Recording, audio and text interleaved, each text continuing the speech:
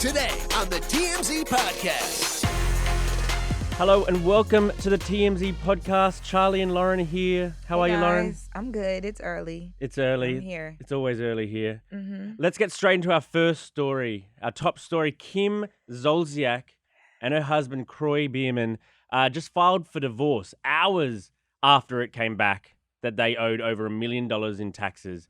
It comes out now that they're getting divorced. Man, that must be a hard house to be living in because from all Money reports... issues are tough. Yeah. Oh, God. And they're living Yeah. together with their 4 kids in the same house, Yeah. getting divorced. And their kids are older too. Like their kids are like they're not like little babies. So like I know the girls know what's going on. They're probably, you know what I mean? You're in between the parent. That's probably a lot. Yeah, I mean they've got 4 of them, and they're all sort of like, you know, in elementary school or high school, and then they got the older ones.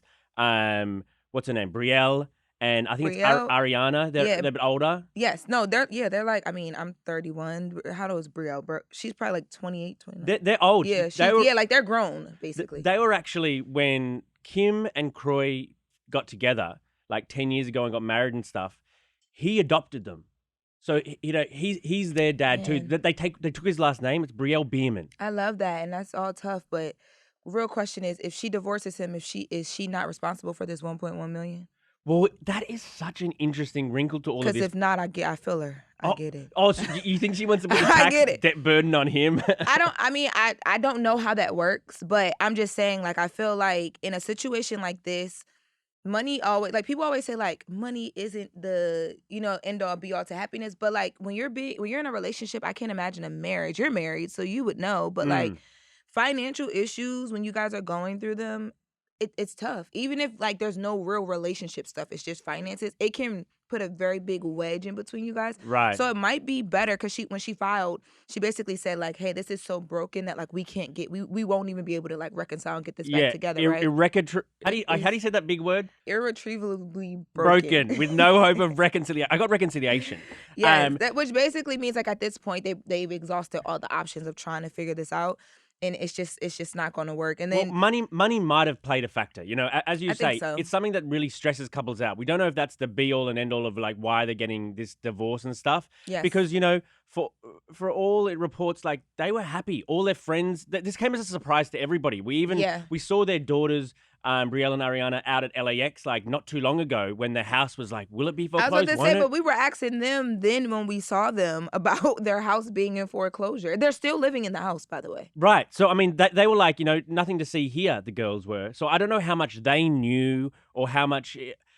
Obviously, things weren't great, and this financial strain must have just been maybe the straw that broke the camel's back. It's interesting these 2 stories came out within at the hours same time. of each other. I definitely think, I mean, we have not confirmed yet, but I definitely think that one has something to do with the other. Yeah. And I will say, I know when we were here yesterday, we were like, oh, this would be a good show.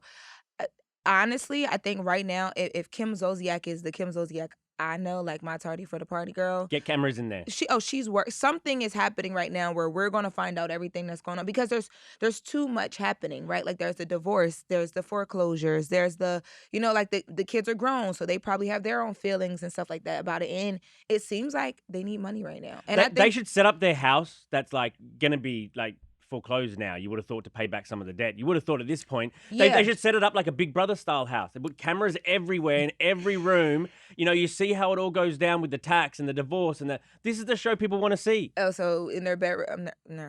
I mean, you know, it's not gonna be much going. If you're to the point where you guys are divorced and it's about money, I mean, the only thing we're gonna see is like arguing. They're probably not even speaking to each other. Arguing is the best reality TV. Arguing and banging. So maybe they're definitely not banging. If he's broke, she ain't touching him. Let me tell you one thing about my girl Kim. Right. It ain't happening. But when they move out, so because they're all living there right now, when they move out with all of this tax debt as well, where are they moving to?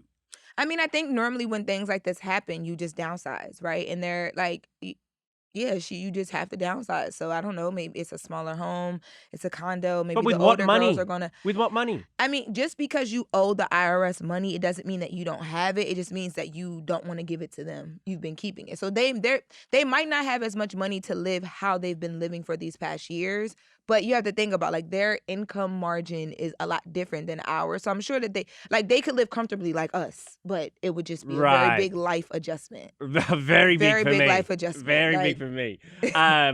Also, I was wondering, because Kroy adopted those girls who are now like adults, do they have to would they kind of divorce him as well? Like, would they I lose think the last name, or he's still our dad, even though he's not biologically our dad? I Or think it depends on the circumstances. I feel like, I mean, I've never been through a divorce. I've never even seen my mom in a relationship. So I don't know how oh, that feels to like have to pick, you know what I mean, between like mom and dad. but it's not really. The But thing is, he's an adoptive father. She is that, but because still Kim's dropping the Biermann but part, he's an adoptive father, but like he's like helped to raise these girls. You know what I right? mean? So I think if it's not something toxic where like, I don't know, like he was cheating or like, you know what I mean? Like he's physically abusive or, you know, something like that where it's like they have to really pick a side. I don't know if they'll just drop him. I do think that like she's filing for primary physical custody. Yeah. You know what I mean? So that screams that she is going to be taken care of and spending the most time with the girls, but I'm sure that they'll figure out the back and forth. It's just what comes with divorce. Yeah, I mean, yeah, they got so many like littler kids too. Like, as I say, like going to school still, and she wants Yeah. primary custody. She wants spousal support, Mm-hmm. and they got to pay off this tax debt. He's in a world of pain right now. Of course. I mean, I would love to know what he did. What? Hey! What do you mean? What he did? What do you mean? You don't know any of the facts. You're just a man hater right now. Man hater or truth teller? No, man hater. I don't know. I'm just saying she filed.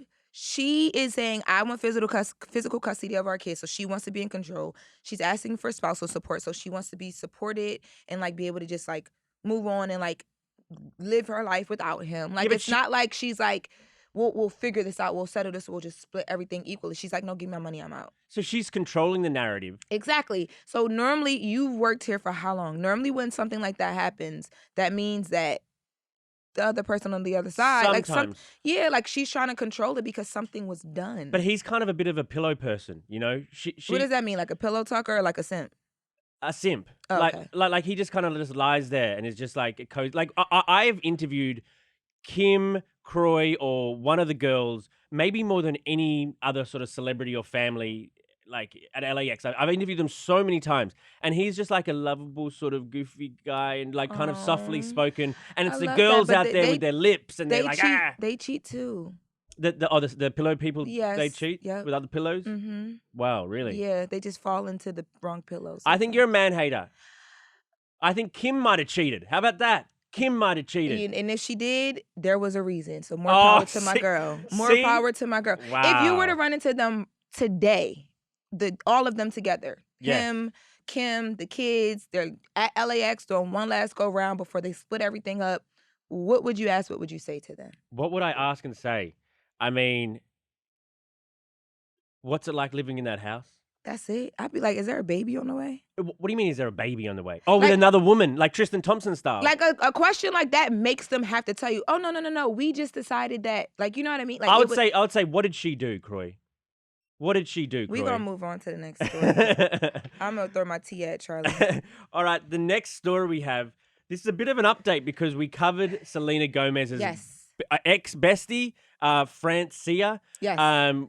We covered her because last week because she was like, her and Selena had broken up as friends. They'd broken up as friends, even though she had given Selena her kidney. Well, now it appears after that interview, all of Selena's biggest fans, they're coming at her online. They're bullying her now. Now they're bullying her, saying, you know, you better step off Selena. They're saying even worse stuff than that, actually. They're saying, I hope someone goes up your... Oh, we got the sound. We're just going to play it. Okay. We're just going to play it. But, you know, now I'm being bullied like What's crazy. Oh, that sucks. Yeah, I saw that. Yeah. Like, that's not good. No, it's not. It's not good at all. It's not fun either. They're pretty bad. Okay. I think the one that probably hurt the most was, Yeah. I hope someone goes up your and rips out your other kidney. Damn, that's pretty bad. So, Yeah. listen, I don't really want to talk to you right now. Yeah. The only thing I'm going to say is, in no way, shape, or form does anyone condone bullying. Yeah. Especially Selena. Look, it's horrible what like those haters said in the comments and stuff. Do you feel bad for her? No. I don't need... I Not was at just all. sitting here Not at like, girl, listen, I hope that, you know, because she says that now she's mentally going through things, like, you know, it's affecting her mental health. No joke. But at the same time, sis, it's like you come in the comments and you clap back. You can't be upset at the responses. 100%. And also, this is, I mean, I think this is a setup shot as well. I think the first one was set up. Yes. This is set up again. She says, look, You're a pep. You're a photog. Are you going to Van Nuys or never. So for those of you Never. guys who are watching or listening to the podcast, the area where she is, this is not, cameras are not just there running into her because they recognize her. That is not that area. So it's like you're bringing the unwanted attention. You did the whole, let's avoid the question, the trees, the sun is beautiful. Even though you set up the shot, you avoid the, and now now she's saying, I don't want to talk to you, but here's my full answer. Yeah, and so I just feel like, it's not okay to rip anything from anywhere. No. But at the same time, it's like, girl, you open the door for this. Don't run now. You gotta come outside and fight. She's thirsty, I think. I think she thought way back when, look, I'll give Selena a kidney and then I'll ride her coattails the rest of our lives. I don't think she did the kidney as like a thirsty friend. I think it was a thirsty kidney donation. If giving a kidney was the PR stunt, that's OD. It got her a role on How I Met Your Father. Oh. Maybe her acting did, but that couldn't have hurt. But also too, I feel like you got to give her some credit, I would say, because yes, you have this light. It's like Sam and Brittany, right? Like, yeah, you have this light, but like, are you really talented once the light is on you? Like, if she has this role and she's acting and she's able to upkeep her lifestyle because of it, there's talent there. It's just this spotlight kind of like made people care to lean into it a bit. But I don't know. That's a big leap to give a kidney for some like attention. I don't know. At the end of the day, though, she did it. No, she did. It's a very, very nice act. But I love my friends a lot, but I wouldn't do it. You can do nice acts and still from a selfish place. Like, I don't know what her intentions were with the kidney. Maybe it was all out of love and great. But what's happening right now is that she's trying to like stir up Selena and her fans, and she's doing it on purpose, inviting this guy to the Van Nuys or wherever she is in the valley, looking that good. Like, she's obviously got the makeup just right, the sunglasses, the hair. She looked better in this second shot than she did in the first one. I was looking like, okay, sis got the fresh blowout. So maybe this will work for her. But if you're Selena sitting there watching these interviews, you're just going, oh no. But I think too, it's like, what is the goal? Because so now you have all this unwanted hate and you're upset by it, obviously. Like, after this dies down, like, what does this do for, like, where is she trying to get to? Like, but where's anyone trying to get to with all of these, like, little thirsty things people do for attention? They're just trying to get to the next step and hopefully the next, and she's just hoping to use this to her benefit somehow. But so was she going to drop some T-shirts or something? Like, I gave you the kidney? Yeah, like, yeah, you owe me. You owe me because you took my kidney. I just don't see, like, I hear what you're saying, but I just feel like what does she gain out of, like, I don't a little bit more fame. A little bit more fame. No, you don't. Did you know her name before all of these stories? I didn't, and you know what? In another month, I won't know it again. Well, unless she thinks of another little tactic that she's just got to keep coming up with these little gimmicks to keep her name in the news, like keep coming at Selena. Okay, it's like the Tekashi version of like a girl. Yeah, fallout. kind of. Like I don't know. Troll. I don't feel as bad for her because I feel like she invited a lot of this in, but at the same time, it's like it's still messed up. But I also don't feel like all of this, like from back to the kidney, all of this just for like a little moment, because it literally is just going to be that. Well, I mean, she probably she had or still has love for Selena, but obviously she's also out for herself. I was about to ask you, like, obviously she's bothered. You know, she's upset. Her feelings are hurt. I don't think they even are. I think she's pretending. No, I think so. For those of you who don't know the backstory, basically Selena didn't shout her out as one of her closest friends in Hollywood. So Francia took it away, and then she started talking to the cameras. Right? She felt like, I gave you the kidney. We're supposed to be super close. I want people to know that. But if you're Selena sitting and watching all of this, Selena has like backtracked a bit and said, you know what, I'm sorry, I didn't name all of my friends. Francia isn't even in Hollywood. She's on one show. She's got a bit part in one show. You're not in Hollywood. So if you're Selena, is this like, can you guys move forward from no, here? Do you reconcile? It's over. It's over. You know, these last couple interviews were the nail in the coffin, if it hadn't already been nailed in. Like, you're trying to use me and my fan base in somewhat of a negative, coming at me, bullying, to try to propel your own, falling star. And I'm not here for it. They're never going to be friends again. She should drop a podcast, the Not in Hollywood podcast, and just interview all of the people who are like Hollywood adjacent. Like, like they get the roles, but you don't really know them. But who would listen? Would you? I told you I'm not going to probably remember her next month. Right. But to my point, then why is she doing, like, something has to come out of this, a podcast, a YouTube channel. You never like met some thirsty ass girls that try, and boys who just do all this silly little stuff to try, like, and then you end up you're Jake Paul all of a sudden, maybe, but most of them just fall off. But Jake Paul and the Logan Pauls and all of those people of the world, they do all of this stuff, and then they have that. There's a foundation of like a business or somewhere where you're getting. So all of this traction for what? Like Instagram followers? Or, yeah, probably Instagram followers. You never know. Just a bit of thirst. I don't know.